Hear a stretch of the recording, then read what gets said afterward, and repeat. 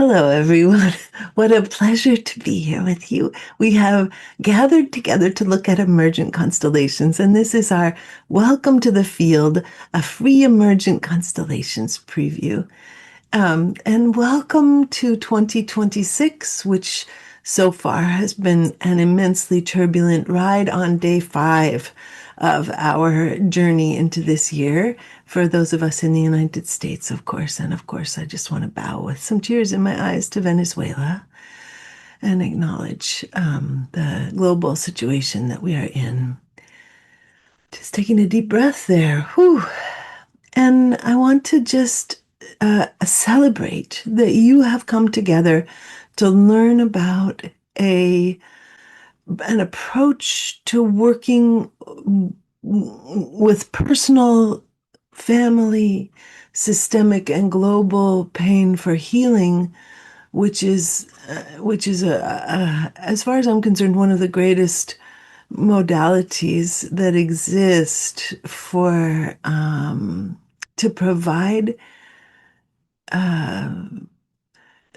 I want to say strange experiences of healing, experiences that take us outside of and beyond what usually happens, and deep into the land of intuition. My work is to bring together, and we'll have slides for this, but I'll just say it briefly, to bring together the work of Hellinger and his followers who have themselves developed family constellations into its present form, which is sometimes called family constellations and sometimes called systemic constellations. And uh, and then to bring in neuroscience. I love the way that neuroscience helps us to think about and illuminate constellation work, and the way that constellation work really helps us have an experiential experience of neuroscience. So we will be thinking about that at every moment today, because that is our that is our work, is this convergence zone of understanding many interesting things about the brain and how that then illuminates and changes our constellation practice. Thank you. I'd like to introduce you to first our Zoom tech, Joanna, who will be making the pairings and the groupings for us for our study today. We'll put this in the chat, but if you would like to not go into a breakout room, put an equal sign before your name, and Joanna will keep you out of any breakout rooms. You can change that back and forth all day long, but please don't change it directly before while Joanna is arranging the breakout rooms, because then things get thrown off. Please have some consideration in terms of your timing of putting the equal sign on and off. And then I'd like to introduce you to another group of folks who are here as assistants. And would the constellation assistants please raise your hands? And then you'll come up to your Zoom hands. Then you'll come up to the top of the screen and people will be able to see you. Now, these folks are here with us. They have been studying emergent constellations and often also have been studying with other teachers, with all kinds of organizations all over the world, international conferences. These folks are an incredible gift to us, and we're very, very grateful for their presence. And now I'll go to the slides, because Valerie, you're asking, who is the author of the research on constellations mentioned by Sarah? Thank you, my beloved assistants. Okay. So I will open the slide deck. Let me just make my screen actually work. There we go. All right. Welcome to the field. Welcome to the field, a free emergent constellations preview. We're together for 3 hours today, so we'll work for a little bit and then have a bio break and then work a little bit more. This slide just gives me a breath to move on into acknowledging systemically that I live on land taken from the indigenous people of the United States, in my case, the Chinook people. And that my ancestors were settlers, taking land even in gun battles. And my body carries the imprint of this systemic disturbance in relationship to being a deeply rooted steward of the land that I live on. So I just want to acknowledge that. I also say that I do donate to the Chinook Nation in their effort to become a full indigenous tribe of the United States, to be granted nation status, because their land was taken by a false treaty by the U.S. government. There are some things that make it easier for your brain to function, but if you don't do these things, it just means you're managing anxiety. So it's things like, if we multitask, we don't get the full juice of what we're working with. If we have our camera on, it really helps. But there's also research that shows that if you're self-conscious about your appearance, then it's really good to do the self-view, hide self-view, so you don't have to see yourself. That's in the upper corners of the screen that you see your picture on. There's 3 white dots above your, sort of up and to the right of your head. And when you hit those dots, there's a hide self-view that you can put on. Your camera being on allows other people to use your face as a resource. And then your cell phone or other devices take 10 to 25% of your brain's creative energy if they're in the room with you, even if they're turned off. So if you want to put your other devices besides whatever you're watching in another room, then you'll have more creative energy for your own brain. Okay. So what are family constellations? Now we'll begin to move towards answering the question in the chat. This is the guy, Bert Hellinger. Family constellations are a form of healing and exploration developed by Bert Hellinger. He wrote, the greater soul moves in only one direction, and that is to bring into union that which has been made separate. What's so interesting about this sentence, which we could do an entire workshop on for some days, is a deepening understanding of the movement. I've taken the slide deck off for a moment so that I can see your faces. That the force that is a part of constellation work that you'll begin to maybe even start to feel today is a force that wants things to come that have been separated to come together. It wants family members who have been excluded to be re-included into the family.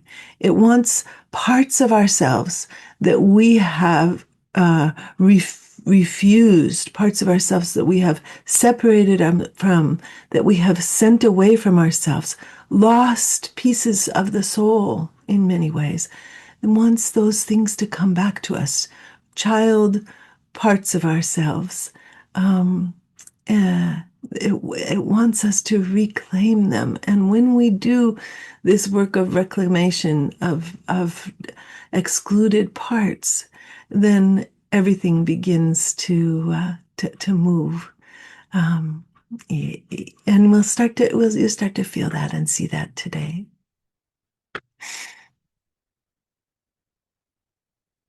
So there's Bert. No wonder. I think he wrote 70 books or so about constellations. So he mostly would contradict himself from day to day and constellation to constellation and change what he was saying with zero regard to what he had said before.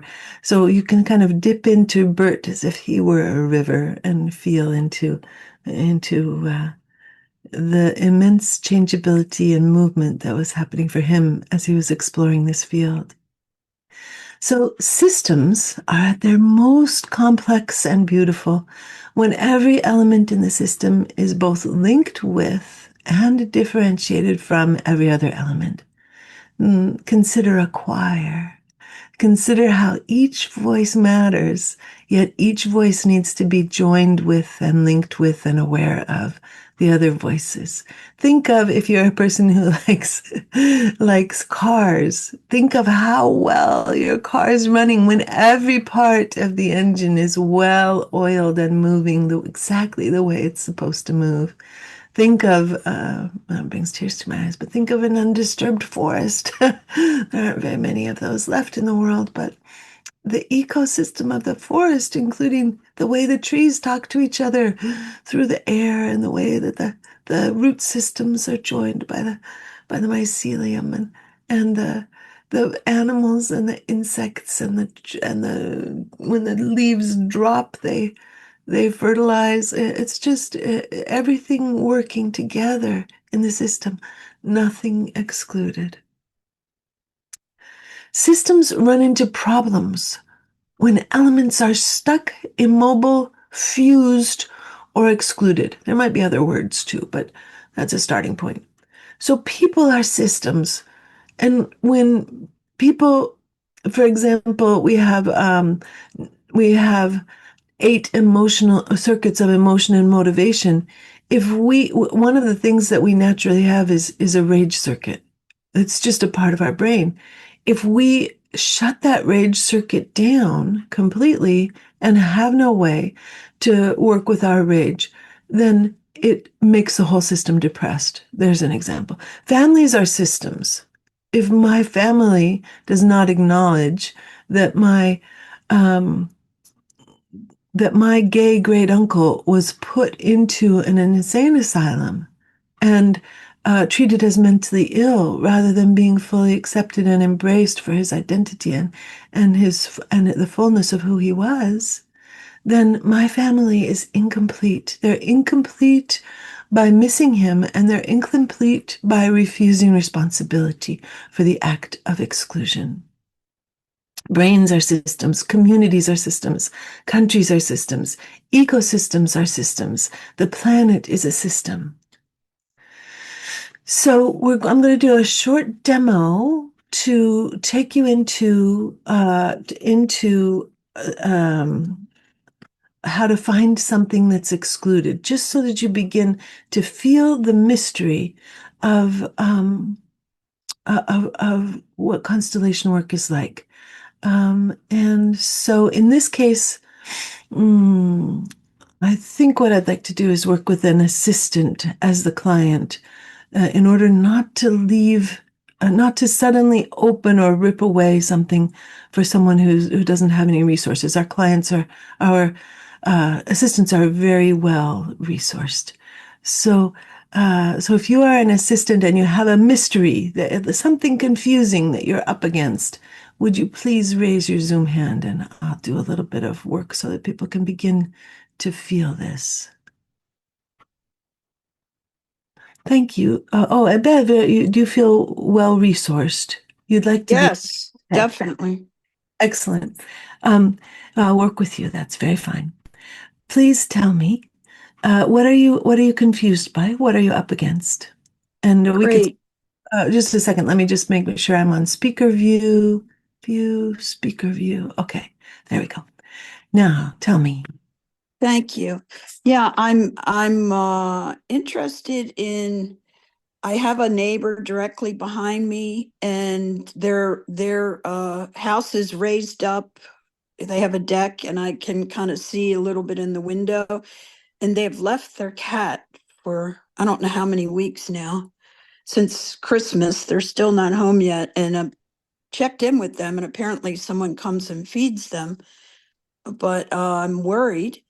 And I've been just kind of checking in with my body about, well, what is this that's in me? And I kind of call it magic.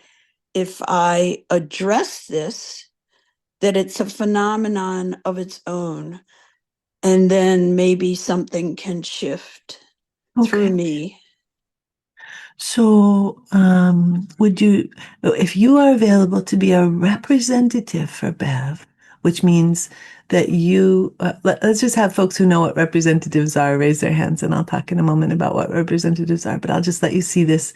Okay, so we've got some folks with their hands up who are willing to represent for you, Bev.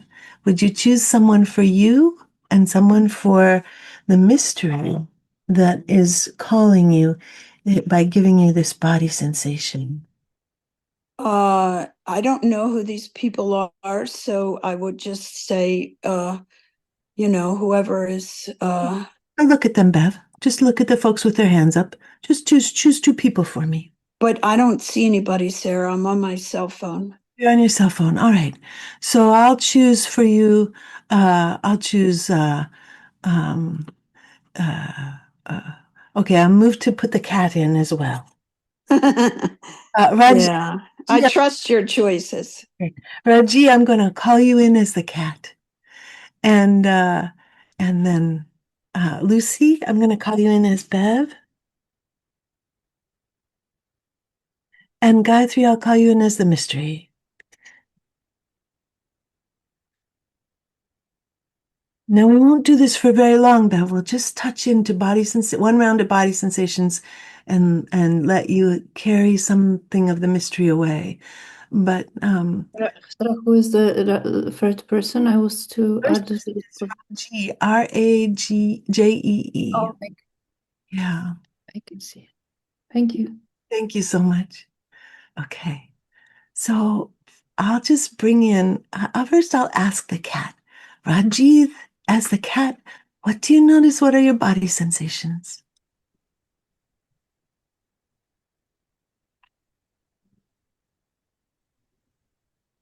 Um,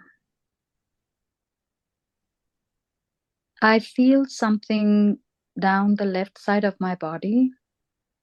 It's to the left of the spine. Thank you. Rep for Bev, what do you notice? It's so funny. My cat will not stop meowing. She just keeps meowing and meowing. It's very unusual. How So I have three. I notice worry in my gut and some tension. thank you. And rep for Bev, Lucy, what do you notice? I've got some tightness in my chest, and it feels like my heart's beating really quickly, and I'm quite distractible. It's like I want to be anywhere but here, really. Thank you. And then Gayatri, as the mystery, what do you notice? Um, I feel very like transfixed. Like my whole face and my chest is vibrating and almost shaking, but I like feel the need to be extremely still The, and the need to be extremely still? like frozen. Yes, yes. Like I can't move. It's paramount. I have to hold all this tension. It Uh-huh. hurts to like be this taut. Okay. As the rep for the mystery speaks, yes, Raji, the cat, what do you notice? Something just came up. All of that sensation on the left side of the body basically moved into kind of that my stomach area. And it feels like something that's just growing bigger and bigger. Thank you. And Bev, how is it to hear the rep? So you've turned your camera off, and I don't know if you're still okay. Oh, come off mute for me. I'm sorry, I had to go pick my cat up. She was distressed. So I'm noticing that I'm just a little bit fearful in my heart, some fluttering. And so I'm just going to come back to the mystery again with the change in the cat. What do you notice, mystery? A lot of the a lot of like the vibrating tension kind of settled.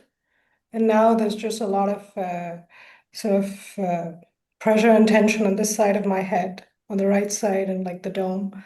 Um, yeah. feeling slightly nauseous. Uh-huh. It's not that, Mhm.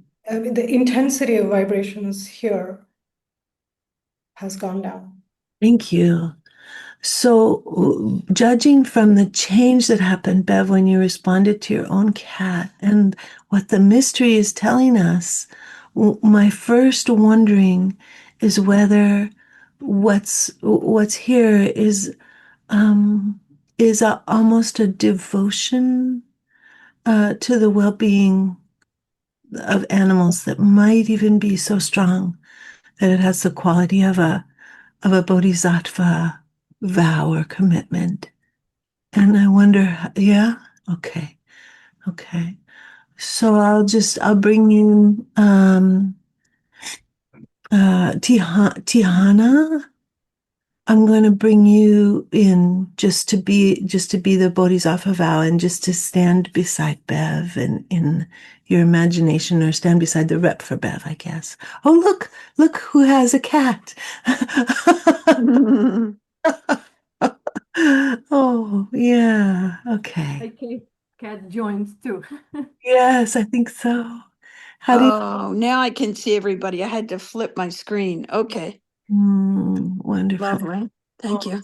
Yeah, I'm so glad that you can see Tihana and the cat. Okay, Mystery, how are you doing? Um, like a bit nervous, but also big out breaths when the Bodhisattva vow is named and the devotion to animal well-being. Like, oh heavens, that. But I'm shaky or something. Yeah, I'm sure there's more. We're just going to take there's just this one step because I don't want to spend a long time here. But Raji, how are you doing? Yeah, I got in touch with the feeling that was in the stomach, and the word that came to my mind was feeling exposed, Oh, emotionally exposed oh, or overextended. Yeah, in the sense of overextended. yeah, thank That's you. funny. I was just thinking about that experience of feeling exposed right before this call. Oh, wow.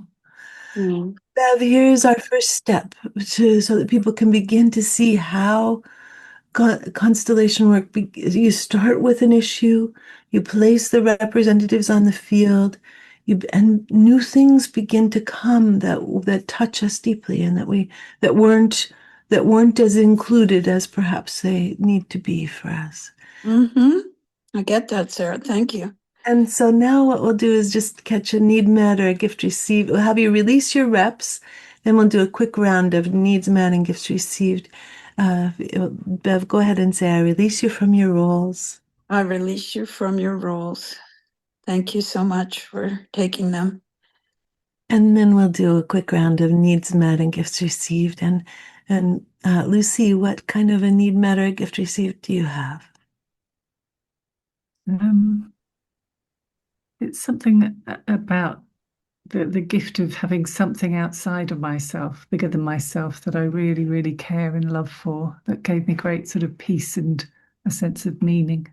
Oh, thank you so much, Lucy. And Gayatri.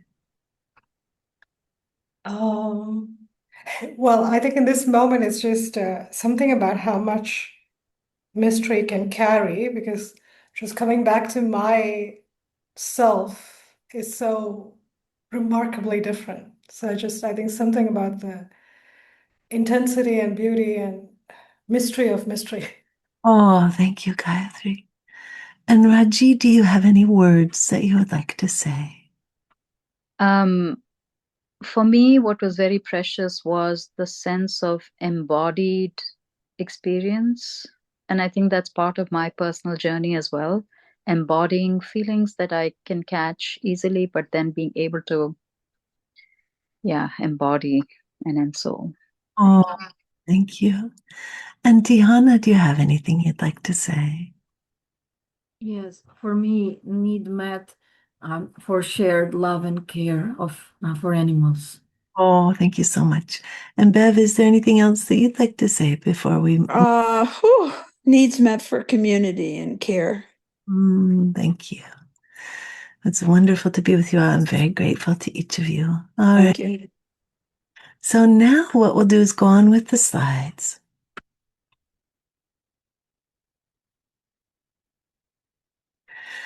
And I'm going to tell you a moment. And there are also some needs met and gifts received in the chat for you, Bev, that I'll let you read. Thank you. Mhm. And Emergent Constellations is the name that I have given. And we've got somebody off mute if one of the people who have could mute the. Thank you. Okay. What are emergent constellations?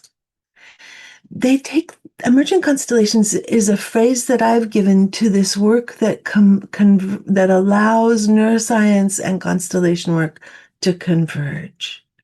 Emergent constellations takes the forms and structures of family constellations and applies them to every level of human functioning, from intrapersonal to family to systemic. Emergent constellations leverage what we know about brains and trauma from the research of relational neuroscience to help us target the transformation of our implicit knowing, what has been excluded, into explicit knowing.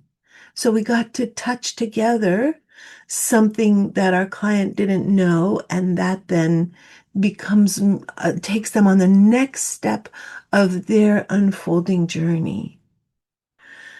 Emergent constellations embrace what is naturally arising in the constellation space, not just for the client and the facilitator, but also for the representatives, as you saw in our little demonstration. We're integrating a deep respect for and enjoyment of every voice. The work of the constellation happens simultaneously for everyone in the space, including the witnesses, in a convergence of everyone's continuously running constellations. So I see us all. I'm turning off the slide so that I can see you. I see us all as having constellations that are happening simultaneously, and that we're kind of stacked on top of one another, and the people that are closest to us, their constellations touch us the most, but we also have a dimensional relationship with every being that exists in this strange constellation space. And we're moved and touched and healed by one another's constellation work.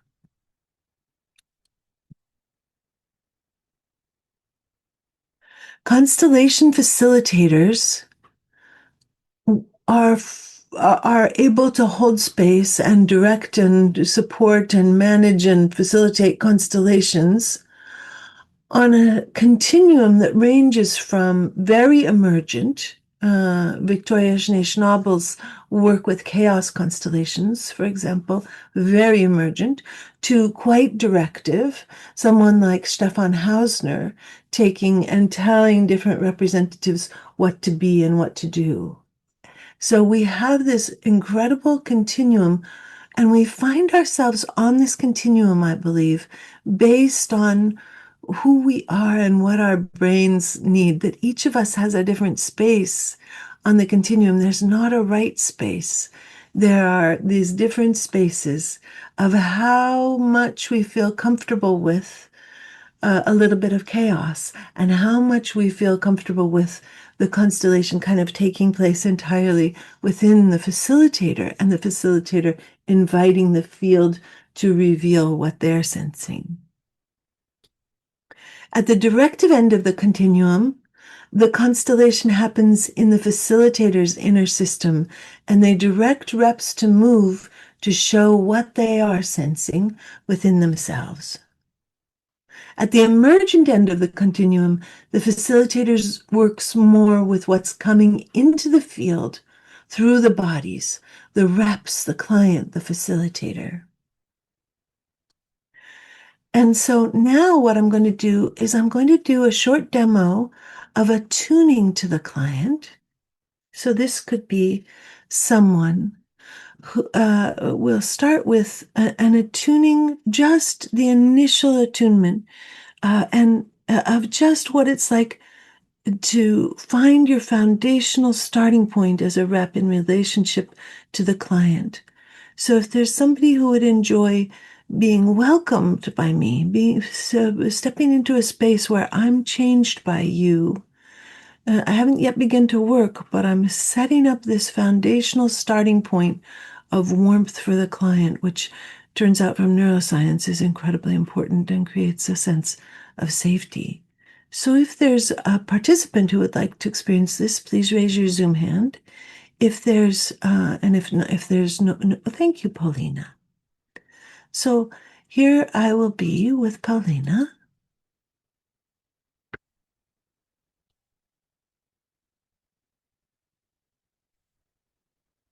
Okay.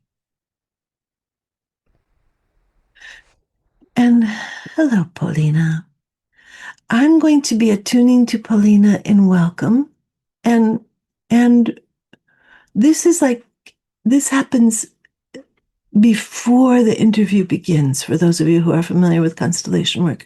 This is us finding our space where we allow the client to become our complete focus, and uh, and and we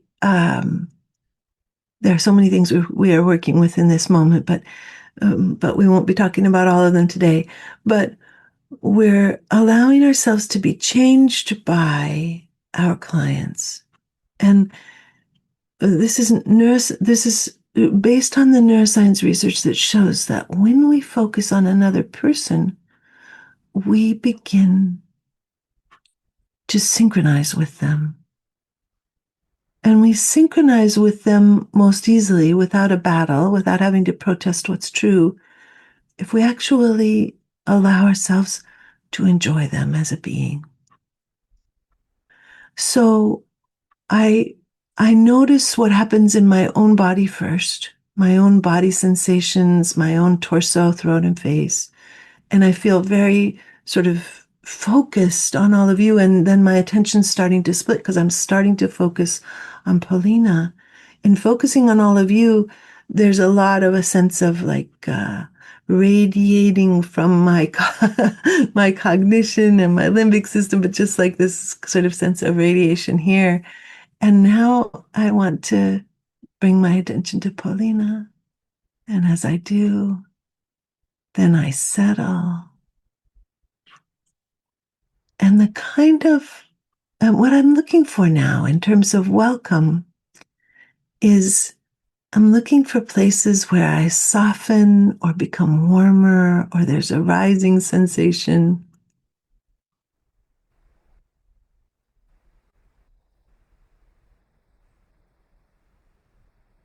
And I have a little image of my sensation is of softening and spreading. And I get a funny image. Sometimes I get images that are connected to like the sensations. And in this case, the sensation is giving me a very clear a visual image of being one of those beautiful little mushrooms, quite hidden behind a trunk of a tree in the forest. So I have this sense of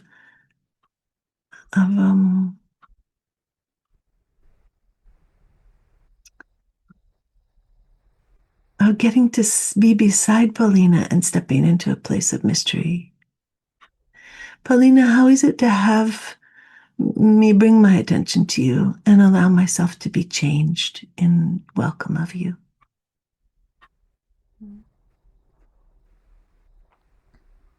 Can't say I feel any changes in my body or in my focus. Just curious about what would emerge. Okay, wonderful. So now, if we were in the breakout, we would reverse, and Paulina would notice what is happening in her body sensations within her torso, throat, and face.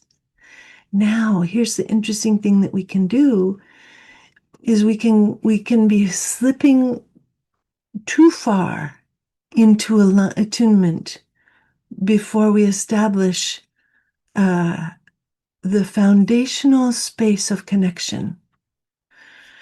So, if Paulina, is it okay if I tune a little bit more deeply to you and speak about that and then come back to the other level so that people can kind of get to observe the difference? Would that be okay with you? Yes, sure. So, as I attune more deeply with Paulina, then all of a sudden a complex experience starts to happen in my chest and in my gut. I begin to have, and my eyes, I have a little bit very deep, distant tears in my eyes. I have a sense of a kind of a desert space in my heart and my chest. The sensation is of kind of very fine sand and a lot of expanse, and then some roiling and twisting and corkscrewing in my guts. So that then is my working place as Paulina, as I begin to open the interview, and as Paulina begins to share about what her issue might be if we were doing a constellation for her today.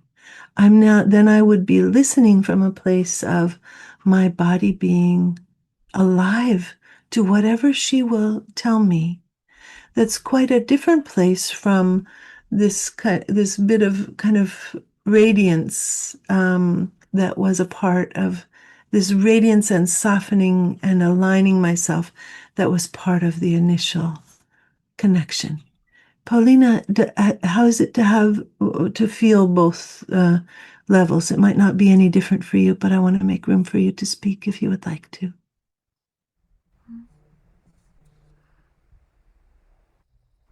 I think there are, like, I can feel major difference. Maybe I feel a little bit warmer now than in the beginning. So I felt kind of chills, but it's not very big difference. Thank you. And so then, that's not a part of our breakout here.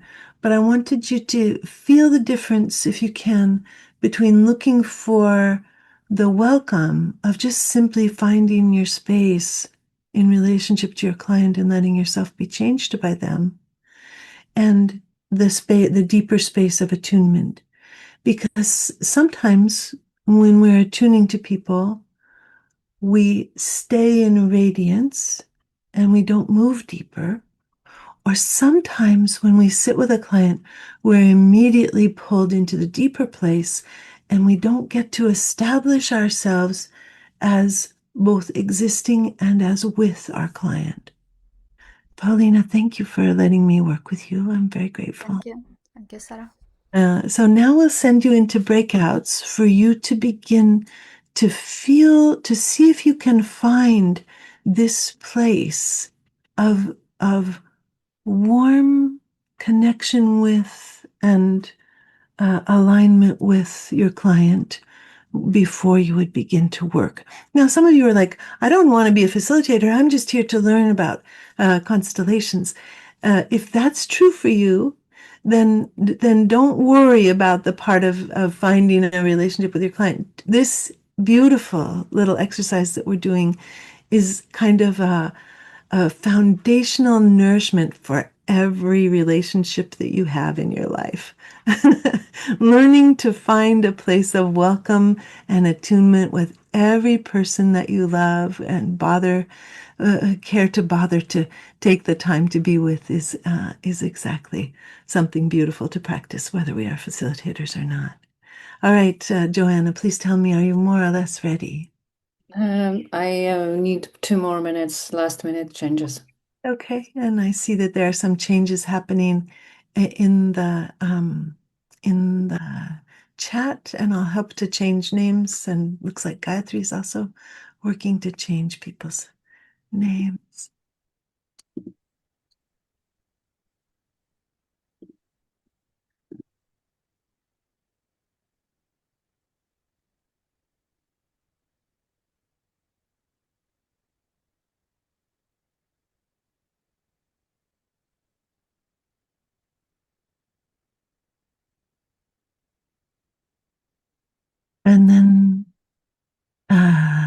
Yes, you put the equal sign in if you don't want to be in the breakout.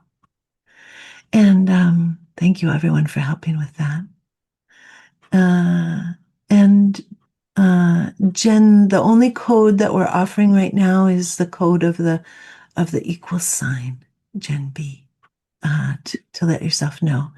And Shayna, you put I'm gonna guess that you have a request. So for those of you who want to rename yourselves, you can do this by going to those little white dots and going to the rename and putting it in. And that'll help us because there's a lot of you that are suddenly changing what you want to do. You'll have more flexibility and will be more able to meet your needs if you gonna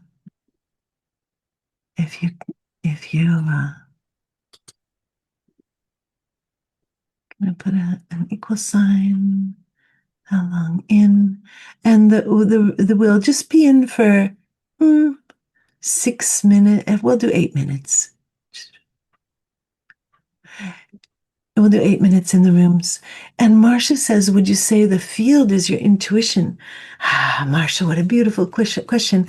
I would say that the field carries the information that we then use our intuition to come into contact with. Marcia, let me know if that makes any sense.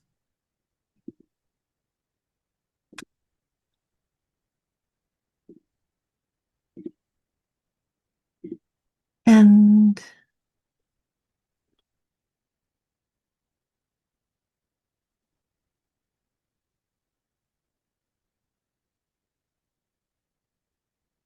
Gayatri, how are you doing on helping people with their? Are we pretty much up to date on that? Yeah, I think I caught everyone. Okay, wonderful. There. What is the equal sign for? It's for not wanting to be in breakouts. Joanna, tell me how you're doing now. I still need more time, so any questions are welcome. Oh, yes. Questions are wonderful and questions are welcome. One of the questions might be, why is warmth important for us? Why are we creating this foundational starting point of warmth, either as constellation facilitators or just in our general lives? Why would that be important? And the reason that that's important is because it's only from a foundational standpoint of warmth that we can tell when we're being negatively impacted by somebody else's constellation. So, for example, if I'm in a relationship with Marilyn, I'll use you as my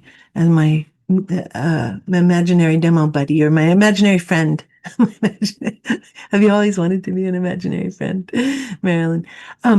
So here are Marilyn and I. We're in a relationship. If I have a foundational starting point of warmth, and in Marilyn's constellation, there is a part of herself or a part of her family that treated her cruelly, and I find myself wanting to treat her cruelly, then if I have a foundational starting point of warmth, then I'll say, gosh, I wonder what just happened. I wonder if this is some kind of overlay of Marilyn's constellation that's inviting me to go into a place of cruelty. If I don't have a foundational starting point of warmth with Marilyn, and I'm invited into a place of cruelty, then I will begin to blame her. I won't know that we're in a constellation that's taking over our daily lives. I will think that I have very good reason to be cruel to Marilyn, instead of saying, oh, this is not me and this is not Marilyn. This is something else. And I don't have to go into this place. This is not mine to do. Cruelty to Marilyn is not my job. I get to be a friend to Marilyn. So this is an example of how important warmth is on a daily basis. I also want to acknowledge that with the word warmth, we start to move towards the possibility of all the ways that we may have been manipulated by people who were warm or pretending to be warm to us. So it's really important that we are in a place of real authenticity as we move with this material. All right. Joanna, did you just flash me a thumbs up? Yes, and some people are quicker than my thumb. So, but I will give it a try. 8 minutes. 8 minutes, please. Yeah. 8 minutes. So if you guys have any questions, please, there is a call for help button at the bottom of the page when you are in the room. And everyone with the equal sign in front of their name, you are in 2 big rooms. So please go there, and if you need anything, just call for us. Thank you. Opening the rooms right now. I'll turn to open the slides again. So what we shift when we do constellation work is the way we pay attention to the world. So we shift the way we pay attention to the world by bringing our attention to others. I won't take comments and questions at this time. So if you have a comment or a question, please put it into the chat. What we shift when we do our constellation work is the way we pay attention to the world. We change the world with the way we pay attention to the world. We have different ways to pay attention. One of the ways that we pay attention is with our left hemisphere, where we're trying to solve a problem. And another way that we shift, another way we pay attention to the world is to accompany the world rather than to diagnose the world. And the two people who have written the hugest compilations of research into what's called lateralization, the use of the left hemisphere versus the use of the right hemisphere, are doctors Ian McGilchrist and Alan Shore. And they both say our right hemispheres are structured by our relationship and change our brains. Each of our hemispheres do everything, but with a radically different starting point. Our left hemisphere has neurons that are aligned like little marching bands or little marching soldiers, and can only reach their neighbors. The right hemisphere is more like these dancers with these long, long ribbons that they keep moving. And you can see in the right hemisphere this great sort of larger neural mass. The right hemisphere actually weighs more than the left hemisphere. The left hemisphere, the instrumental brain, does not change the relational brain, but the relational brain changes the instrumental brain. The moments of relational insight that come with constellation work ripple through the entire brain as if our neurons were seaweed and our insight were a wave that's lifting the seaweed underwater, lifting the seaweed and letting it come down in a new place. This is what constellation work does for the brain. It's like an enormous wave that rolls through and lifts us and sets us down in a slightly new place. This insight is actually called gamma waves of insight, and it happens instantaneously. Much of the brain change that we do happens incrementally over years as we grow neurons, especially relational neurons in the right hemisphere, that allow the brain to have new capacities on a minute by minute, day by day basis. And the constellation work that we do allows for these amazing and sudden changes in perspective. I'm just going to take a moment here to catch what Valerie is saying. Valerie writes, welcoming seems risky. Is it risky to welcome others? And some of the assistants have beautiful things to say here. Marilyn writes, it can be. We get to choose who we extend welcoming energy toward. And Susan writes, when there have been times when we have not been met by warmth, it can feel very risky to be warm ourselves. Or if we've lived in a world where warmth was used to manipulate, then we can, it can be out of integrity for us to be warm because we have an entanglement in our brains between warmth and manipulation. So there are a lot of complex pieces of work that we get to do to straighten this out so that warmth gets to be something completely different from manipulation, so that we get to be warm with ourselves, so that we get to make really good decisions for our own health and long-term well-being, and so that we get to be in a place of accompaniment. We get to choose accompaniment, which is really world-changing, rather than having to try to change the world by advice or by direction, which is completely useless and shown by neuroscience not to do anything at all, but rather, in fact, to cause stress to the people that we're trying to change. So, so we get to have quite an experience of deepening exploration, even, Valerie, of the experiences of infancy. And in fact, we do have an entire class that we teach every year that's about the ways that this work takes us directly into healing the wounds of infancy, where relationship was not used to support us, but rather was used to support our parents most often. Okay, so I'll come here again to the slides. We cannot change brains by thinking. We can only change brains by feeling.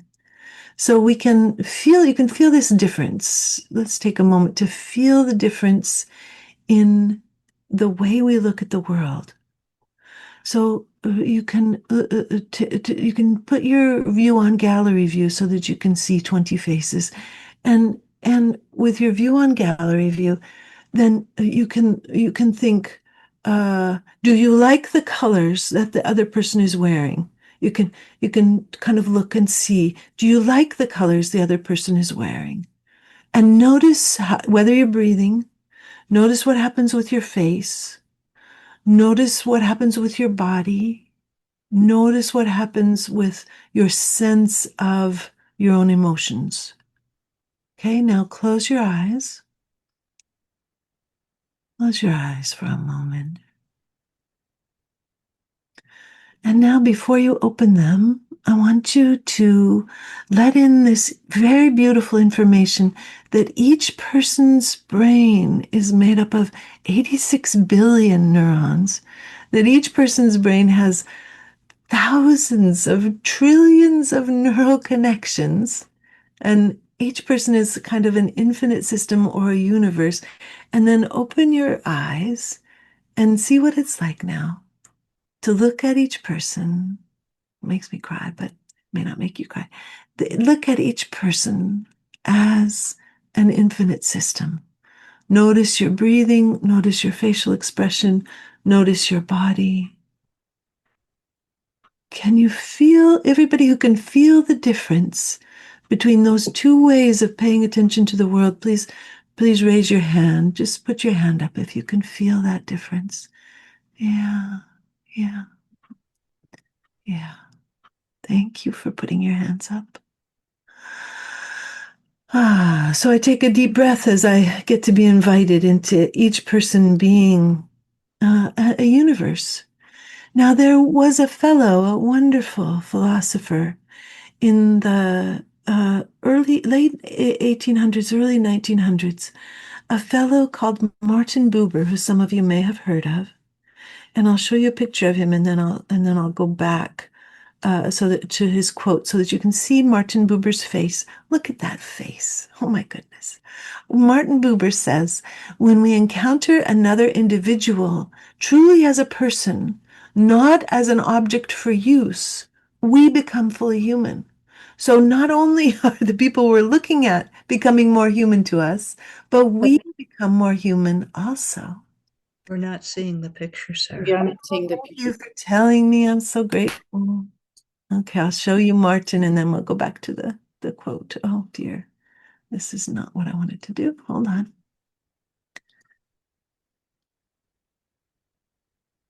So here we are. Here we are with Martin's face. Look at that. There, now I can say, look at that face. And you can look at the face and say, oh my goodness, yes, look at this face. When we encounter another individual truly as a person, not as an object for use, we become fully human. So not only does the other person become fully human, we become fully human. And in Martin Buber's philosophy, a Buber object refers to an it, a person or thing that is perceived as an object, treated instrumentally, and not fully acknowledged as a unique being, while a Buber subject refers to a thou, a person encountered in a direct, present, and meaningful relationship where both individuals are recognized as whole beings, as whole subjects, rather than as objects. Essentially, the object is a detached utilitarian view, while the subject is a personal, connected encounter. In emergent constellations, in regular constellation work, we don't so much talk about this. In emergent constellations, the client, the representatives, the witnesses, and even ourselves as facilitators are all thou. This takes some care and some focus because this takes some care and some focus because there is a gravitational force that pulls us into the simplicity of seeing the world instrumentally. There are two very intense gravitational forces that want us to see the world instrumentally. One is brain energy. It takes more brain energy to see the world in a complex, nuanced, and universal way. It takes less brain energy to see the world as a series of problems that need to be solved. And then we as humans have a tremendous need to be swimming with the stream of other humanity. And we live in a world that is highly instrumental and highly focused on other people being objects. And so we also are sort of swimming against the stream, turning and swimming against the stream whenever we move to wondering if we can see the world and ourselves as thou. And there are so many beautiful questions. There are questions about autism. There are questions about thinking versus feeling, and then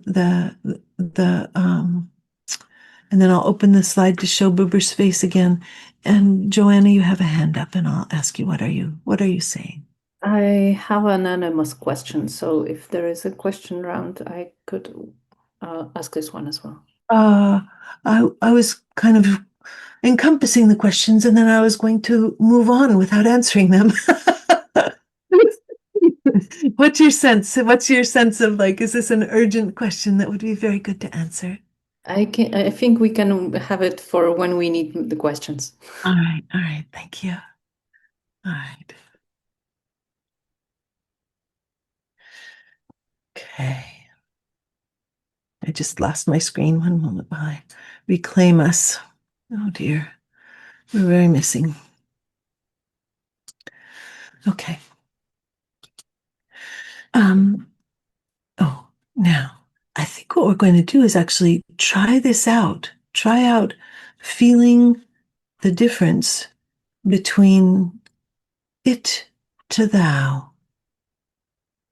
So, is there someone who has not yet been my demo buddy or in a constellation who would be willing to be Emma? What a delight. Emma, I'm going to do the it versus thou exercise with you. You may have seen this before, but it maybe not. But I'm very glad to see you. It's wonderful to see you today. Thank you. So, what we're going to do is we're going to practice shifting our attention between it and thou. And I'm going to shift the way I'm paying attention to Emma. And Emma's going to tell us how it is for her to have me perceive her in different ways. So the first task that I have, and this is in the chat now, is come back, chat. There's the chat. Okay. Is to look at Emma. I get to look at Emma as a task, a riddle, someone to be fixed or helped. And I notice my body sensations within my torso, throat, and face. And we're not going to talk about it yet. We'll talk about it at the end. So I'm looking at Emma. We're going to fix this. And I notice my breathing. I notice my body. I notice my face. And then Emma's going to notice how it is to be seen as someone to be fixed. Then I'm going to come back to my welcome attunement, and it's going to shift me into seeing Emma as a thou. You were wondering why we were doing the welcome attunement. Now you get to see it even more clearly. So I have some delight that we have this exploration and this. So I have a little bit of bubbliness in my chest, and I bring my attention now to Emma to find my welcome attunement. And then I have little express elevators, Emma, on either side of my chin that go right up to the top of my head. And there's a rising and a welcoming of Emma, an excitement that she exists. Emma, how is it to be welcomed as a thou? Tell us how it was, those two different experiences. Well, the first one, I felt quite a contraction in my heart. And the second one, like a sunny child face. Yeah. Oh, thank you. And in the first one, I was like really focused. I really cared about you. I wanted to help you. But there was no real body sensation. There was just intensity. And then as I shifted, then there was a full body response. And both you and I existed in a very different way. Oh, thank you, Emma, for doing this with me. And it's wonderful to see you. Thank you, Sarah. All right, now we'll go to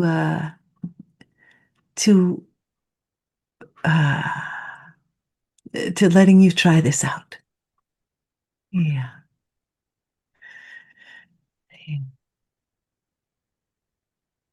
How many minutes would you like me to open the rooms? 8 minutes. 8 minutes. Yeah. Okay, scanning through for the last time. And I hope I accommodated all the requests for you.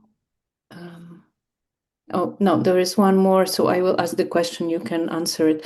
The question is, I find constellations powerful and moving. At the same time, I feel uncomfortable taking on another's energy.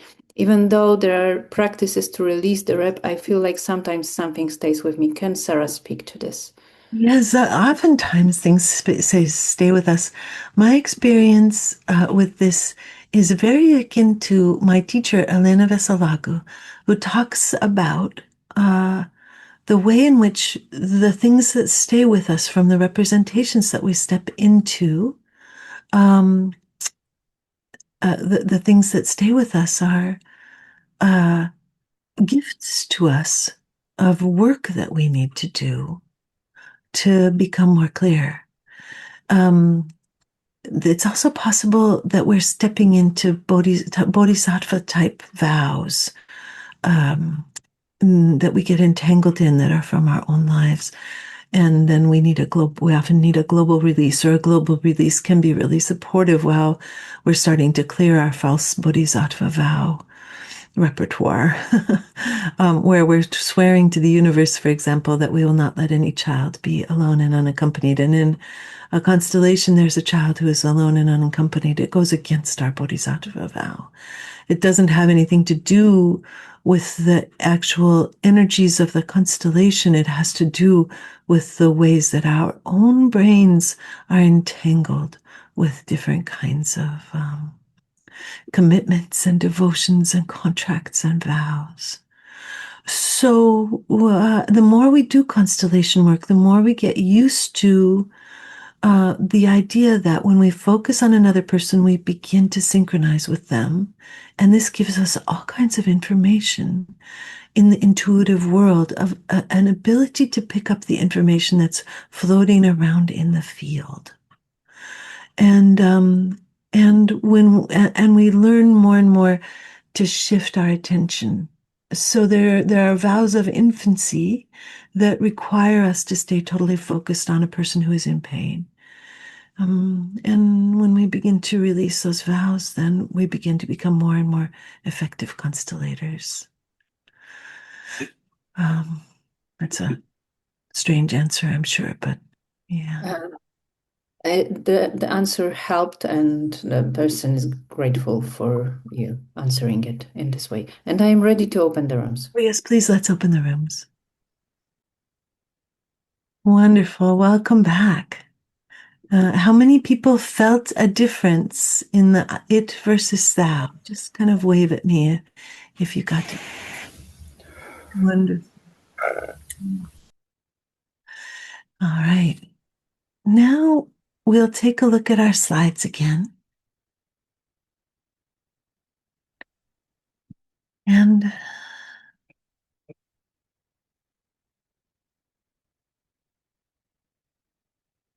I'm going to just do a tiny presentation here of slides, and then we'll have a bio break. In constellation work, we listen to the client's question, wondering where the system is immobile or fused, and we populate the system with elements. We can use people to represent the different elements of the question. We can also use objects in one-on-one work, for example.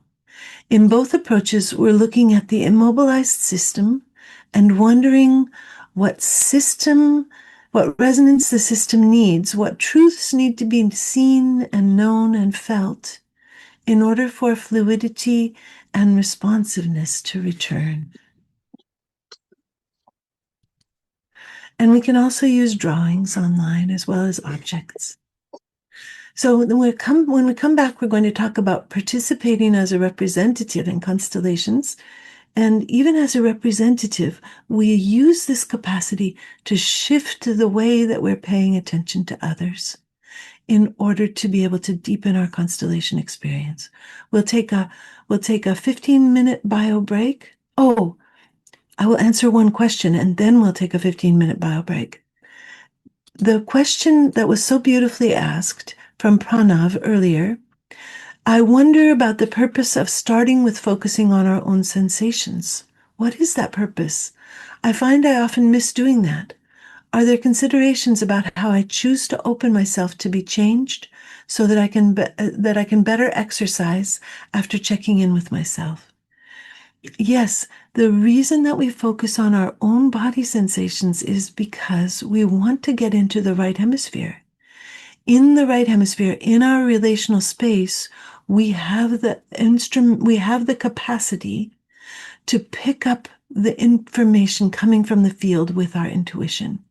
If we stay in our left hemisphere, we do not have our ability to pick up the information from the field open to us. And so as we begin to notice and integrate a practice of checking in with our own body sensations as we work in constellations, either as reps, as clients, as facilitators, as witnesses, then our experience begins to deepen. So that's the purpose of developing a practice of continually returning to our own body sensations. And then the second part of the question, are there considerations about how I choose to open myself to be changed? We want to open ourselves to be changed when we're the facilitator and we want to do an emergent constellation. We want to open ourselves to be changed when we're with our children and we want them to know that they matter and that they change us. Or with our partners or lovers, we want to let them know that they change us. Our people we love, people we feel a sudden rush of affection for. And so these things are the things. And if we know that somebody is dangerous, then we don't want to open ourselves. If we know that someone has been cruel to us, we don't want to open ourselves. If we don't know them at all, and we're not in any kind of position where we need to have our intuition on board, we don't want to open ourselves. We want to open ourselves choicefully and with some joy. Pranav, I hope that was a helpful response. You can let us know in the chat or otherwise. All right, let's have our 15-minute break and be back at either the 45, XX45, or in India, XX15. And here we are. Is our recording started? Yes, it is. Okay, wonderful. Wonderful.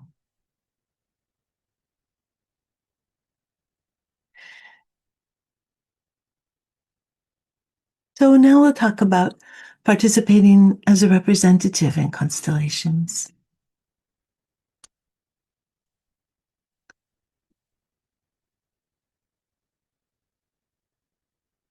What do we mean by that word, representative? When we represent, we become an element in the system of the constellation. If the facilitator has the sense that the client's question is a brain question, the facilitator might invite us to become representatives for the amygdala, the hippocampus, the prefrontal cortex. Families are a system. We might become mother, father, sister, brother. We might be placed as a representative for the client or for their mother. Our businesses are a system. If the client's question is a business question, we might be placed as a representative for the CEO or as a representative for the organization. Our societies are systems. If this client's question involves big societal concepts, we might be placed as a representative for the client or for poverty. Let me do a little constellation that includes not just the people, but a system, the level of the system. If you are somebody who has an issue, raise your Zoom hand, and we'll do a quick lottery just from Zoom hands, and we'll pull someone out and do approximately a 10-minute piece of work for the person who comes out of the lottery. I'll give another moment for hands to go up.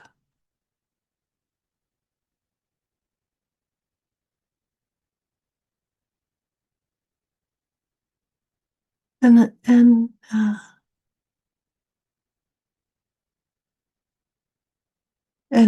Joanna, are you able to do a quick lottery for us? Yes, I am. Writing down the names.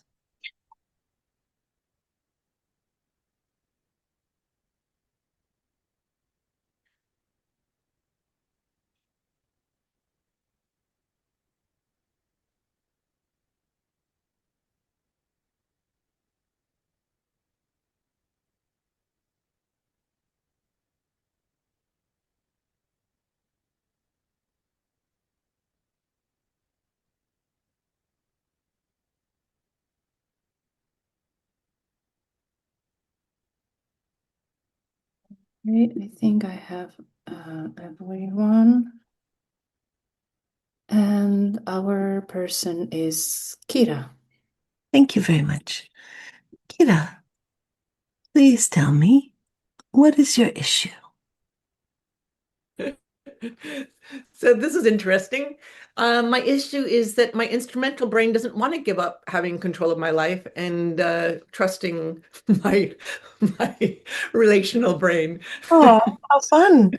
Well, then you get to, okay, so now we'll have everybody take their hands down from the lottery. And now, if you're available to be a rep for Kira, please raise your Zoom hand. And as you see the Zoom hands come up, I'd like you to choose a rep for your instrumental brain. Change my screen so I can see them.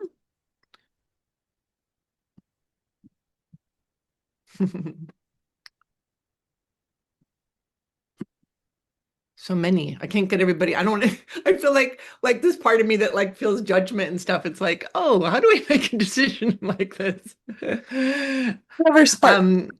I know. Gayatri will be my instrumental brain. Wonderful. And now choose someone for your not just your right hemisphere, but for your integrated relational brain.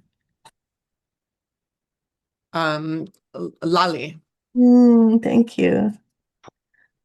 Wonderful. I'm going to bring those two now onto the drawing field. We'll choose another couple of reps in a moment, so you're welcome to leave your hands up if you'd like to still be in the running as a rep. Okay. So so instrumental brain, and Lolly, I'll keep you muted until I call on you, all right? Instrumental brain, Gayatri, please, where will you go? What is your shape? Where are you looking? Where's your attention going? Wait 1 second. I'm distracted because I suddenly lost everybody on my screen. I can't see anyone. You won't be able to see them because they're leaving their hands up. Don't worry. Just we'll do it by voice. Okay. I feel like a sense of microscopic focus. So I'd kind of be like I'd be a magnifying glass or something like that. And where am I? I feel, yeah, like tunnel, like, like conical or tunnel vision. Might even, yeah. I feel like I'm seeing everything, so I might even sort of be at the top looking down, sort of. There's a way in which I'm holding myself haughty and poised. So I think I might be top center, kind of. That might be me. Yeah, looking down. Yeah, that feels right. And body sensations are like there's a kind of regal, like my everything's straightened, but I also have tension in my shoulders, and I've lost peripheral vision. I'm very, very like unifocused right now. Thank you so much. And Lali, as the integrated relational brain, where are you? And what's your shape?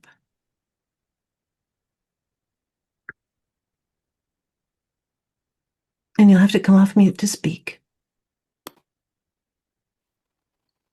My shape is a big green yellow star.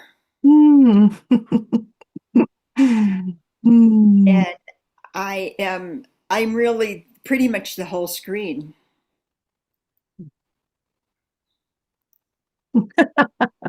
What sweetness. What happens for you, Kira, as you see this? It brings some tears to my eyes to see the star and some taking a deep breath. And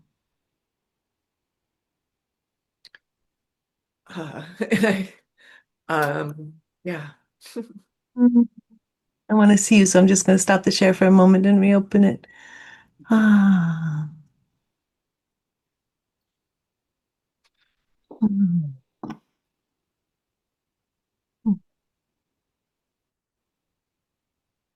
Okay. So choose someone for your mom. Sarah, can I share a teensy bit? Oh, yeah, please. as rep when that glass came in, especially when it had the beak, I was shaking. Hmm. And you drew the star. I saw a closed in star. When you did the star the way you did, I settled. Oh, And when I heard Kira's voice, it was like even more settle. that's wonderful to hear, Lolly. Thank you. Kira, choose one of these hands. Can you see the hands that are up here? I'll stop the share again so that you can see people. You can put it on speaker on gallery view if you'd like to. And Yeah. then Lucy. Lucy will be your mom. Okay. Lucy, I'm going to bring you into this picture. What happens?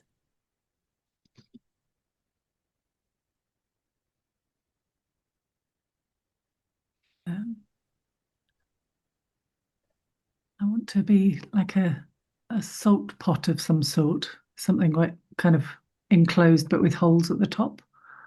I didn't hear the word a something pot. A salt pot, like a salt shaker or something. Just a little sort of tower with a hole or two in the top. Okay. Yeah.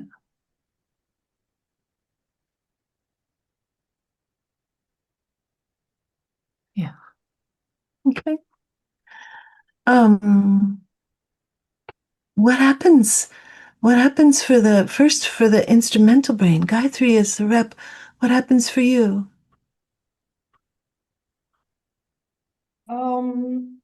When the integrated brain came in, I was very shaky, though I was curious, and now the shakiness is gone, and I can see the mom, like I can see the salt pot, like it's more peripheral vision. Um, and I was feeling some anxiety with the integrated brain. Now that's gone down a bit, but it's not fully gone. I'm feeling a bit nervous, like I'm not quite sure, like a little bit of, Thank you. yeah.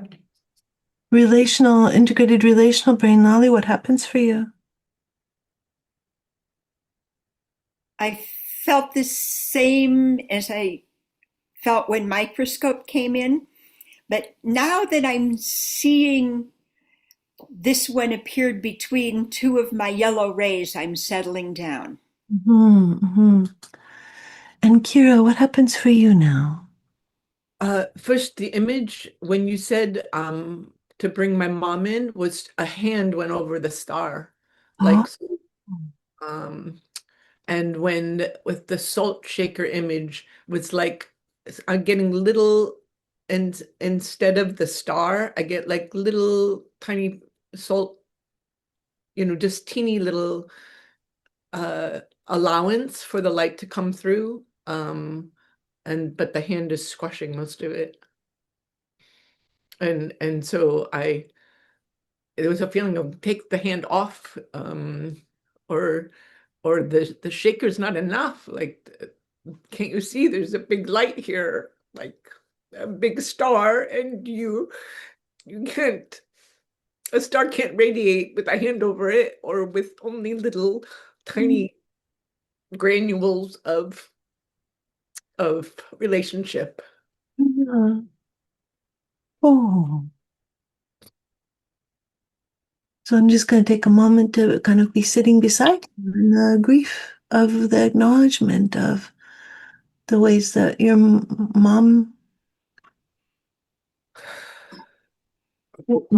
couldn't, yeah, be with your relational integrated brain. Yeah. I can feel her wanting, like the shaker was some attempt, Uh-huh. that she just didn't know how to. It didn't feel intentional. It just felt like she didn't know. My Yeah. star didn't fit with her concept of what a star should be. Yeah. Is is it like you are saying, Mom, I will leave myself and stay with you? The feeling is I'll stay small and not take up too much space so that you won't feel bad you didn't know how to be with me. Oh, oh. I will stay small and not take up too much space so that you don't have to know that you or feel bad that you didn't know how to be with me. Yeah. Yeah, I just want to honor the love that's there in that expression. And then we'll go back and find out. What I'm going to do is I'm going to make you into the star and let Lolly be your ally. And so you get to hold this representation. And Mom, Mom Lucy, how is it to hear your daughter's expression? Yeah, I'm kind of wringing my hands, and there's a real tightness on my back, and I feel a bit like I've got vertigo when I look at the star. It's like if I go into that, I'm gonna get lost. Mm. Yeah. And with the pressure on your back, I just want to acknowledge the possibility that there's many generations of decision making about what's safe in the world that might be a part of your saltbox experience. Does it feel true? Yeah. Yeah. Yeah. Yep. Hmm. So I'm gonna close this again to check back in with Kira so I can see her. Kira, does it feel like you have a contract? I, Kira, solemnly swear to my essential self that I will stay small in order to keep from making my mother feel bad. But when you said intergenerational, I felt I could feel something open that when I put it all on my mom, which I feel like I have done, kind of a blaming for her not loving me, but I could feel the multi-generational. Her mother died when she was only 13, Oh, and she never got a mother figure to replace her. Um, and I could feel uh, the multi-generational of her not knowing how to, uh, not getting any support and in the parenting phase of her life, because there was no figure for her, um, to help with parenting and help with understanding how to bring up 7 children in 10 years. oh my goodness. Yeah. I was just feeling a more spaciousness around that.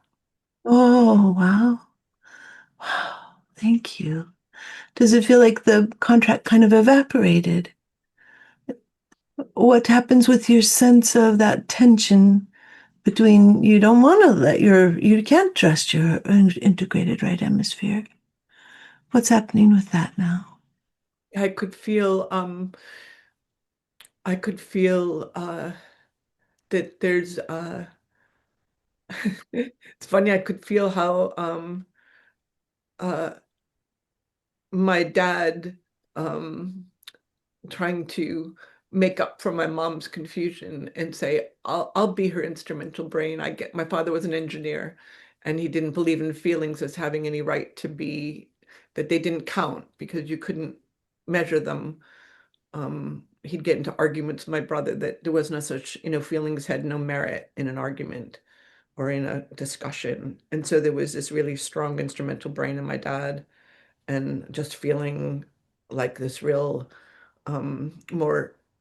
more softening towards my mom, and feeling like my dad tried to help her by taking over that role for that part of parenting, like coming through with like, this is how it's done from a real instrumental brain. Whew. Oh, Heaviness when I feel like, whoa. yeah, I want to acknowledge that this is one of these moments where the ocean of the constellation lifts us up and puts us down with a new perspective. Like really big and intense to have a movement like this. Yeah, yeah. I'm going to check in with your mom for a moment. And Kira's mom, what are you noticing? There's a bit of warmth and softening, but also huge exhaustion. Yeah, yeah, My yeah. mom exhausted a lot. Yeah, yeah, yeah. And then I'm going to check with your instrumental brain and find out how that one is doing. Instrumental brain, what do you notice? I felt a lot of affinity to mom, and I was mirroring her, especially with the hand wrangling and the tension. Oh my God. So, and right now I'm still feeling a lot of the tension, like a ring of like I need to tighten. Like all of this side is just really tight and taut. And but mentioning dad I was like, oh yeah, that makes sense. Like we can't measure emotions. Like got a lot of resonance in here, but I can't let go yet. Thank you. So, Kira, where does it feel like we've come to in terms of a contract? Do you already have a sense? I could feel the contract with my dad, not with my mom. Oh, yeah, let's do it. I, Kira, solemnly swear to my essential self that I will be. That I will keep my instrumental brain in control Uh, to uh to manage the the fear of not being able to be a loving parent, oh, to and a loving, nurturing parent to myself. no matter the cost, no matter the cost. Ah, and Kira, do you want to keep this contract? No. No. Mm. It takes a lot of energy to be in your instrumental brain. Yeah, that's And true. you say that it doesn't, but it does. You have to keep track of a lot of stuff You do. and try to project and figure everything out. And especially because emotions are so confusing to the instrumental brain, it has to work overtime to try and put it in categories and judge it and Yeah. where it fits. Would you like to release Kira from this contract? Let me check in.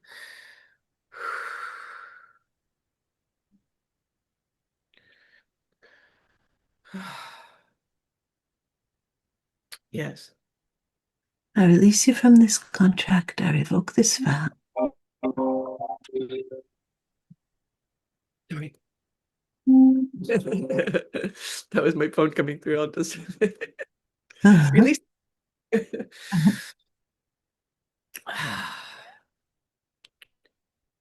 Yes, I release myself from this contract. I revoke this vow. Revoke this vow. And instead, I give myself the blessing to. And instead, I give myself the blessing to choose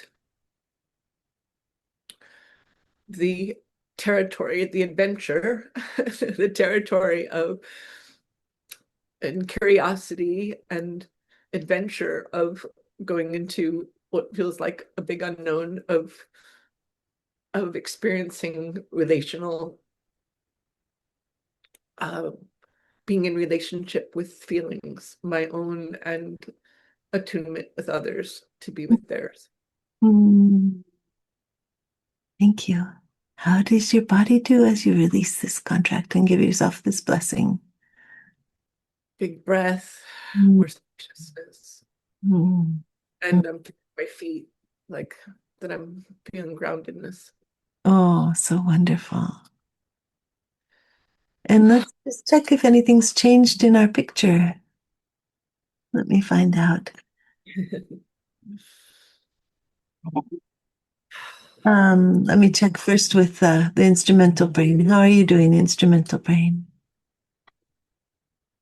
Oh, I feel very soft and almost like organic. Like I don't know. I could be flowers on the bottom or something. I'm not this metallic thing anymore. Oh, how interesting.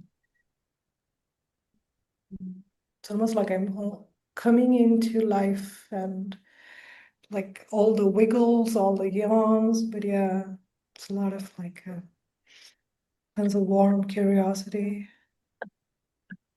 Hmm. Yeah, that feels right.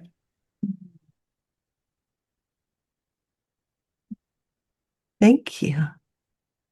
Kira, how is it to see this? I had an image. I have an amaryllis bulb that, is at that place where it's the green of the bulb, but the flower hasn't come out yet. But it's big and tall and it's Oh, yeah. strong Oh, beautiful. where it opens, and I was just feeling that amaryllis bulb with its little thing right in the center of the star. Ah, beautiful. And then we'll check in with Lucy's mom. I mean, sorry, with Kira's mom. Lucy, what do you notice, Lucy, as Kira's mom? There's a definite sort of softening in my body. It's like someone's kind of unknitted some tension in my back. I still feel tired, but not the same level of exhaustion. Does it kind of, and I'd like some of Kira's yellow and orange, if it's welcome to come into me, and some of my own yellow and green to come. Yeah. Yeah. Kira, how do you like this? It feels wonderful. I can, yeah. It's taking up a lot more space. Wonderful. Thank you so much. We'll take a moment to catch a need mat gift received from the folks in this circle. And then if you're in the outer circle, then please write your need mat gift received into the chat. And Gayatri, do you have words yet? Oh. A kind of wonder and delight at the transformation, I think. Yeah. Genuine wonder and delight. Oh. Thank you. Lali, do you have words? Yes. Gift of shared experience of compassion for parents' situations. And Lucy, do you have any words? Yeah, it's something about the sort of gift of being interconnected, how releasing that contract with the father actually freed up something in me as the mum. So, yeah, lovely. Thank you. Yeah. And Kira, I have needs met for exploration and care and being who we really are in the world. Thank you. And is there anything that you'd like to say before we transition? Yeah, gift received just for I've never seen constellation withdrawing or constellations, and it was like, oh, what a gift to be have this experience and feel how much can come forward with some little stick drawings. It's the delight of it, and feeling the joy of the shift. Oh, that's wonderful. Thank you so much. Thank you, everyone. And is it okay if, as I talk about representing, that we get to touch back into how we did this with you? Is that all right? Okay. And Sarah, maybe a formal release? Oh, yes. Please release Kira, please release your reps. I release you from your roles. I take what is mine. I leave you what is yours. And thank you. Please say that, Kira. Say, I release you from your room. I release you from the room, and what is mine and what is yours is yours. Perfect. That's perfect. Thank you. And Joanna, you were about to speak? No? Okay. And then there are needs met and gifts received for you in the chat, Kira, as well.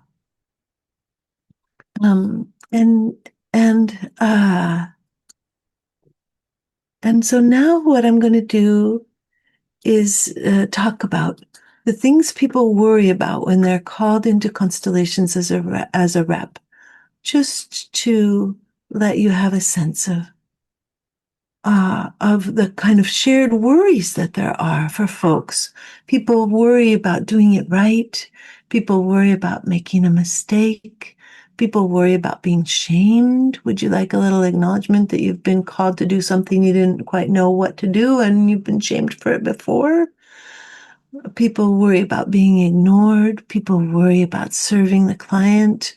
People worry about making it about themselves. People worry that they won't feel anything. And I just want to open to anything that people know that they worry about when they take a look at the at these issues, and just to see if there's anything else that I've forgotten that you might worry about when you're called to be a representative for somebody else. And I'll think and see if there's anything else that comes to me, or maybe some of the assistants will remember things that they used to worry about. Beth says, I worry I'll be hijacked by my left brain. That's such a good thing to notice. I worry about that too. And I remember, oh, if I can feel my body sensations in my stomach, my chest, my throat, and my face, then I'm calling my relational, integrated relational hemisphere forward.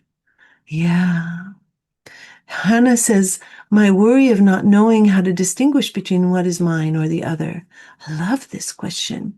And this one, for me, my beloved friend Francesca Mason Boring says that when we represent, we become an empty bone in the desert, a hollow bone in the desert. And the wind of the constellation blows into us, and we get to live that in our representation. My sense is different. And both are fine. My sense is that when I'm representing my constellation, I'm inviting my constellation to come into alignment with the purpose of the constellation that the client is having. That I'm bringing my own life experience and my own humanity fully to my representation, and that where they touch is what will be called forth from me in my body sensations. And what I know as me is immensely important for what I become in the constellation. And what the constellation brings me is immensely important to inform and change me as a human and expand my sense of participating in this global human experience and also trans species experience. So you can go either way with the Francesca Mason Boring idea, which is so beautiful, or with this sense of full convergence, which I also find very beautiful.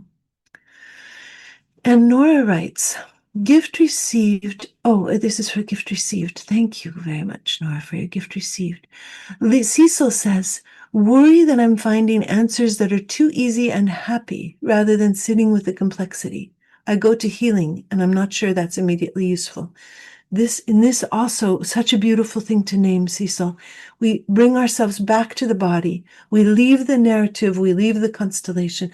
We come back to the body experience, the body sensations, and that helps us because it's the left hemisphere that wants all the knots untied and all the bows tied. And the right hemisphere is much easier with complexity. And so as we come back to those body sensations and back to the body sensations, always this discipline and practice, then it takes us out of the desire to fix and to make things easy and happy. Lynette writes, I worry that I'll freeze and I won't be able to be the representative. One of the things that I love to invite is the idea that representatives are also frozen, and that we can be in our, if we're stepping in and we find ourselves frozen, this may be exactly what's needed for the client. There may be a part of them that's so frozen that needs to be known and seen and spoken with and held. And I also want to acknowledge, Lynette, that there can be trauma experiences from our past, because freezing is always an indication that there was some kind of trauma about being put on the spot, or of being told we're not enough, or of being told we're getting it wrong. And we get to hold those experiences with great warmth and care. And Shannon says, trusting my own thoughts over the field. And once again, just if we invite ourselves back to the body sensations, so much changes. Melanie writes, gift received for witnessing. Oh, that's a gift received. And Matthew says, unconscious bias, even in blind constellations, a very good thing to acknowledge. And we can even say something like, I don't know if this is unconscious bias, but this is what's happening for my body. And Catherine says, I worry that I'll project my own stuff onto the client rather than actually perceiving what's happening for their system.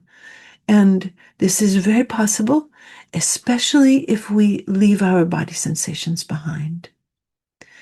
And Nicoletta writes, I fear that the facilitator doesn't get what I really mean or feel. I fear being misunderstood. And do we need acknowledgement that we have a history, maybe in our own families, of being misunderstood, but a constellations history of working with facilitators who have misunderstood us? I always love to recommend that we watch someone work before we represent in their constellation and before we become their client, because it's quite something. Our constellations are only as as uh, as amazing and healing as the facilitator can permit them to be. We are in the hands of the facilitator. The facilitator is creating the world that the constellation depicts. And if the world is very small for the constellation facilitator, then indeed the constellation's results can be very limited. And Jack says, I worry that that I'll feel pressure to agree with suggestions that don't ring true or help. Yeah. So once again, we get to say, yes, I can see that things are changing, but I just want to say that for my rep, there's still this body sensation of a very heavy heart or something like that. And Cherise says, I worry about dissociation or being frozen or stuck. Yeah. And again, we've talked about this a little bit, but just acknowledging that we can freeze, we can become dissociated, and we can also be humble as we share this. We can say, I don't know if this makes sense, but I feel very dissociated or very frozen and stuck. And then the constellation facilitator can say to the client, does this make sense to you? And sometimes the client will say yes. Sometimes the client will say, no, it doesn't really make sense. And then I might say, oh, Charisse, I wonder if we'll leave you in as this dissociated stuck that we don't know about. We'll bring in someone else to represent this representation. The facilitator has a lot of capacity for creativity in these experiences. And Nora writes, I am newly discovering an alarm that I will be met with my parents' broken fields, fearing contempt and a dismissal of my contribution. I want to acknowledge that this can happen and that it's really painful. And this is part of the trickiness of becoming a student of facilitation and stepping into places where there's practice groups, because you don't get to sort of choose your facilitator in the same way when you're in small practice groups. So I feel really tender hearing this and acknowledge its truth, that it can happen. Here's Nora, this is something that I run into a lot when I'm working. I have a terribly fragmented, broken mother field, and people will often have strange responses to me as my facilitator. I have discovered, Nora, that this too is a constellation that can illuminate my experience. And when I see it that way, then I discover like almost a shadow world of meaning that lives in constellation work that happens in those broken mother field places. I see you nodding. Yeah, so that may have some meaning for you. Yeah, thank you. Thank you, Nora. And Lily writes, concerned that by letting myself sink into this relational space of the right, I won't have the problem-solving strength of the left, and will leave the person with whom I'm sitting with feeling as though they're stuck in a rut. What a great way to say this. This is such a beautiful formulation of the problem. We need both. So one of the images that I had in addition to, so I want to, Kira, may I reference your constellation? Okay, I get a thumb up from Kira. One of the images that I had as the integration was happening and as the vow was being released was of the magnifying glass moving into the center of the constellation and becoming a part of these radiating rays, kind of like all of the ways that the left hemisphere serves us. So indeed, this is a piece of our work as we enter the relational field of emergent constellations, because we're keeping so much in mind with the left hemisphere, thinking about the brain, thinking about everything we know about trauma, thinking about everything we know about constellations, and bringing that capacity for relational integration with others and with the field. So beautifully said, Lily. Thank you for naming it. It is part of our work, working with this concern. Asha says, worry not to have significant shifts in body sensations when representing. I wonder, Asha, if there's so much love and care for the clients in the constellations, and just an acknowledgement that your body does not change easily, and that you love to contribute to people's well-being. And Lynn writes, I'm going to take Lynn's question, and then what I'm going to do is actually, they're beautiful questions, but I don't want to take too much time for questions. I'm going to do a demo of a piece of small group work. And then let you have, I think if I do it with assistance, then you'll have time to be able to have a breakout if you would like. So Lynn says, Gabor Mate has spoken often of children who have faced trauma, keeping the connection even when there is disruption, because that's how the baby survives. I wonder if empathy for caregivers' humanity has to do with this drive for connection and survival. Would addressing the trauma be overwhelming or take someone to places they may not be ready to go to yet? And also, Lena adds, I guess coming to these questions, even in terms of what arises in felt sense, body, ray sensations, may be a path to pursue to coming to a resolution around these questions too. Absolutely. Yes, absolutely. And what I think, if we stay with body sensations rather than going into narratives, and this is one of the key components of being a representative in emergent constellations, is really staying with the body sensations, and for the facilitators of emergent constellations to say, for the facilitators to stay with body sensations. And if a person strays into story, like for example, if the rep says, I am a grandmother and I need my baby to come over here right now. That's going into a story that may have nothing to do with the constellation. It's the facilitator's job to say, just your body sensations, please, rep for grandmother. And so that then makes it something that comes exactly to the place that the client needs to work, instead of going beyond where they're working and re-traumatizing them. All right. Beautiful. Beautiful. Beautiful questions, and we just don't have time for them. All right. I invite you to some of the other constellation events that I'll name now. I'll share that slide that shows what's coming up, and then we'll do a demo and see if we can pop you in to. So in 2026, there are a number of constellation offerings. There's Monday mornings where you can just put a foot in, and Monday mornings once a month, look at different elements. That's the Constellations and Neuroscience webinar series, Opening Our Unconscious Hidden Realms. There's the Constellation Masterclass that includes everything and has the power of the unspoken, secrets, lies, and hiding. There's the Resonant Field, where you get to have a certification in emergent constellations.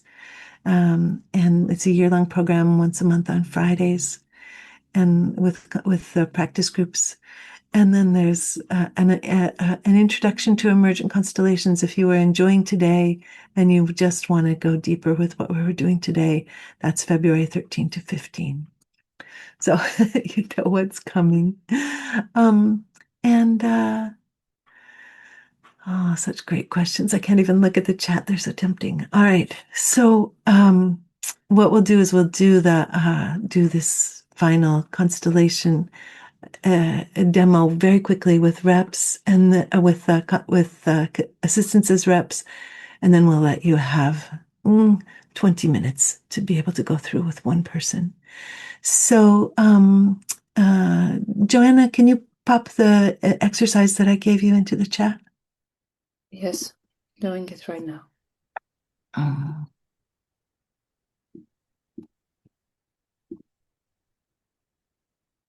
All right.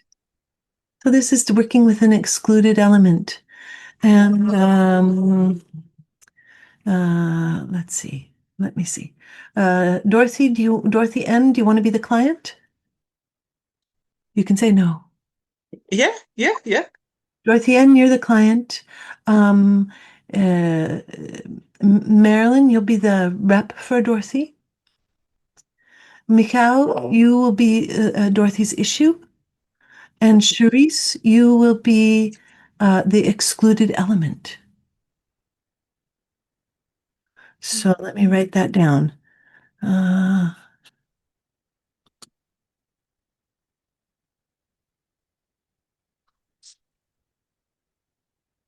Tell me who you were, my dears. I am missing one person, Sarah. I have Michał, Charisse, Dorothy, and Marilyn. Okay, Dorothy, who were you? Were you the rep? Who were you? I'm the client. I'm the client. I can rename the reps. Okay, wonderful. I'm trying to write it down. Mikhail, who were you though? I can't remember because I was reading the instruction in the chat. You were the issue. I was the issue. Me? And Marilyn, you were the client. You were the client. Okay. Excluded element. Thank you very much, Charisse.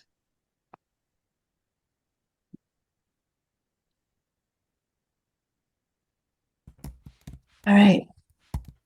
Marilyn, client for Dorothy. Oh, here, I get to let my body be changed by my client's existence.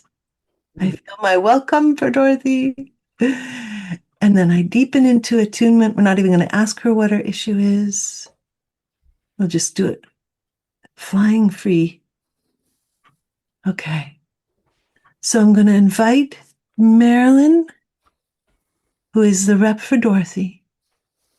And I'm going to invite Michał, who's the rep for the issue, into the constellation.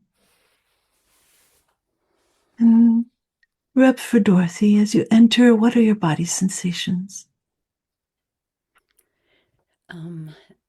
Immediately, so much tension, like a plate of tension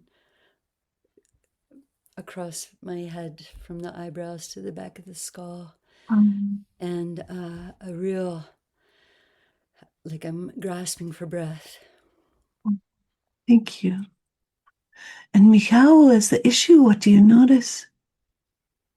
My body's burning and I was just like woken up in the middle of the dream and like, what the hell am I doing here?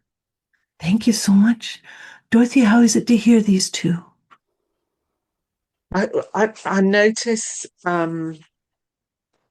warmth in my throat and high in my chest. There's definitely a response in my body, and also a bit of shock and surprise. It's almost like I have an issue in my mind, and it's like a nuclear version is what that is being reflected back to me. Wow. Yeah. Wow. So I kind of, oh wow. Okay. And I'm going to invite in now the excluded element.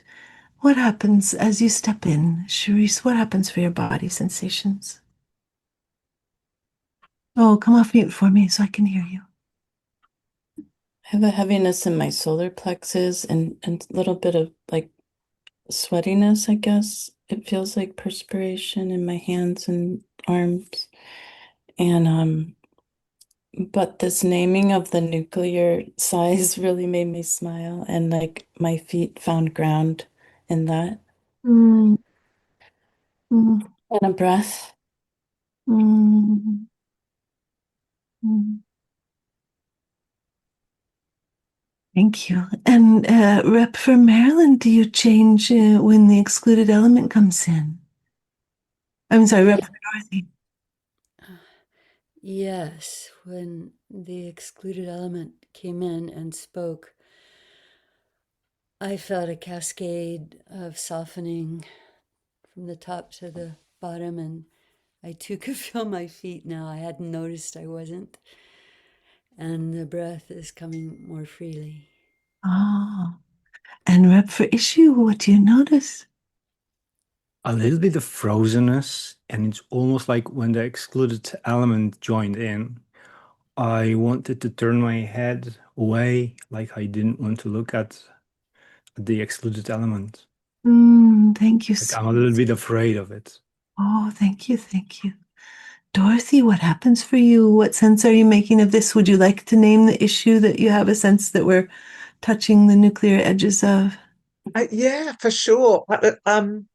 So the issue that I chose to work with is the exclusion of my adult self in the context of my family, effectively scapegoating. And I just feel a huge heart-opening, cheering welcome for Charisse as the excluded element. It's like, yes, bring it on. I'm ready. I want to say you fuckers, but I'm not. People may not have the appetite for that language, but I, I'm just my. There's just a great cheer, an enormous cheer in me. Hmm. And a little, actually, even as I say that, I can feel the edges of tears and grief. Hmm. Yeah. And Charisse as the excluded element, what's your response? I think I sensed that a little bit. And also, when the rep was speaking, I felt like more like aliveness and chills in my body. Like I feel more sensation Hmm. and brightness, maybe. Yeah. Oh. Oh. And breath. And if you were moving, if we were all in one room, where would you be standing, excluded issue element? Where would you go? I mean, I'm currently drawn to the rep for the issue. I guess I just want to bring some warmth and yeah, inclusion of that.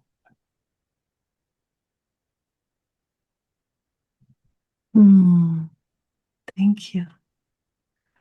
Thank you. And rep for Maryland, I mean, sorry, the way the text is. Rep for Dorothy, what do you notice? I noticed that when it was so curious, as just before Dorothy named tears, mine started flowing for the first time, and and a bit of a feeling of wonder at the unfolding we're experiencing now. Mm. Some softening. Mm. Mm.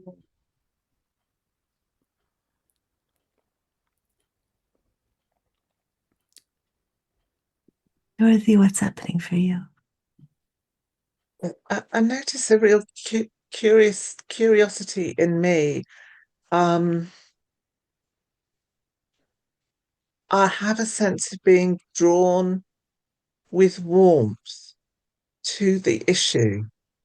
Oh. I don't, um, yeah, there's a familiarity and a sense of being okay to be in relationship with the issue. Mm.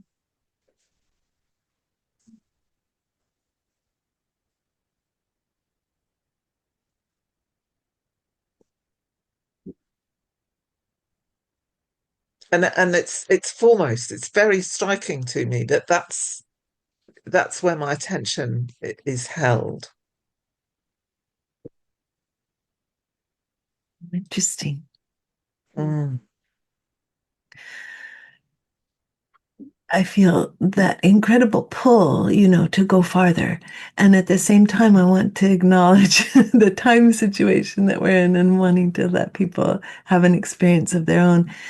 Thank you so much, Dorothy. My wondering is about the love that you have felt for your family and the way in which you have tried with your small body from the very beginning to do whatever they needed to let them function. Yeah. Yeah. Tears. Mm. Yeah. Yeah. Oh, thank you. Would you release your reps, my dear? Will you give me the language for that, Sarah? Yes, I release you from your roles. I release you from your roles. Take what is mine. I take what is mine. Leave you what is yours. And I leave you what is yours. And everybody says, I receive it if they would like to. I receive it. Mm. Thank you. And then we'll do a quick round of needs met, and then we'll go into the breakout rooms and let people try this out. And just remember, everybody, that you're just looking for your body sensations when you're a rep. And if you're scared, you get to ask to be an observer, and just put that in the chat, or put an O in front of your name if you'd like to, and you can rename. So I'll just check for needs met and gifts received. Mikhail, do you have any words? Just tenderness. I felt like a child in between two fighting parents at some point, and I just wanted to share it with you, Dorothy. Thank you. Thank you. And Therese, do you have any words? Yeah, that gift received for finding my feet on the ground. That was really a lot of gratitude for that. And also this image of like the waters of this constellation just kind of like almost like finding their equal level in a sense. Like thank you, Therese. As far as my attention and focus. And Marilyn, how about you?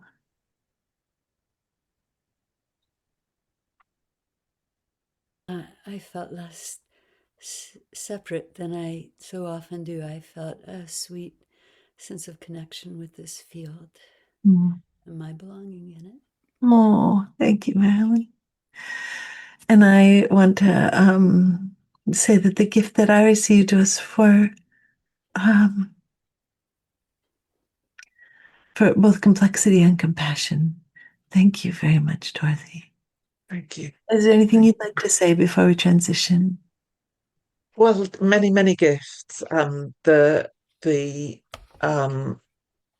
that kind of nuclear response at the beginning and the gift of naming the issue would be amongst those. Yeah, thank you. Thank you. All right, we'll come back to Joanna and find out how we're doing on building breakout rooms. Looks like we'll have 17 minutes. Then we can go back for 1 minute, or I guess 16 minutes. Then we come back and I can't add. I'm completely incapable of adding. And then we'll come back. Just give me a minute to say goodbye to people at the very end. I think I will be ready in 1 minute. I need to check in. There are some rooms of 6 people, and and I'm ready to open right now.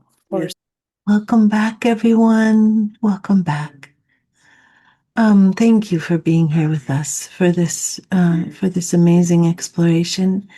And there was a question about Bert Hellinger and cultural appropriation from the Zulu. We do have several resources for you. Gayatri will put a link in the chat that tells you about a wonderful constellation facilitator named Tanya Mayberg, who lives in South Africa, who's written about this very issue. And let's wait till that this goes into the chat. I put it in. I'll put it in again. Oh yes, please put it in again. Oh yes, please put it in again. There we go. Oh, it's in a. Can you just put it in the regular thing rather than as a reply? Thank you. Thank you so much. All right. And there's a link to Tanya Mayberg's website, who wrote about this. And in particular, his understanding of the ancestors was awakened by his contact with the Zulu people. And he was in a sort of apprenticeship there to learn some of the ancestral wisdom. But Tanya, you'll be able to look at that more deeply and think about it more deeply. I'm so glad to be with all of you. If you get called to move into exploring emergent constellations, we have those wonderful options for you, which we described right before the breakout. And I look forward to our next contact. If you'd like to come off mute and say goodbye, we would love to hear your voices. And thank you to the assistants. Thank you so much to the assistants for your present contribution.